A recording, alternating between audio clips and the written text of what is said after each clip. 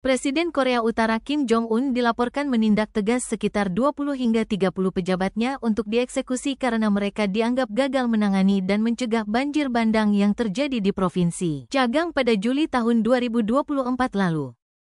Meskipun tidak disebutkan nama-nama para pejabat yang dieksekusi serta kapan dan di mana eksekusi tersebut dilakukan, puluhan pejabat ini dieksekusi lantaran dianggap tidak becus dan tidak bertanggung jawab menangani masalah banjir, hingga mengakibatkan 4.000 orang meregang nyawa, serta 15.000 orang harus mengungsi. Sebelumnya pada akhir Juli kemarin saat pertemuan darurat dengan partai, Kim Jong-un telah menegaskan dan berjanji akan menghukum tegas semua yang telah lalai dalam menjalani tugas, hingga menyebabkan banyaknya nyawa melayang.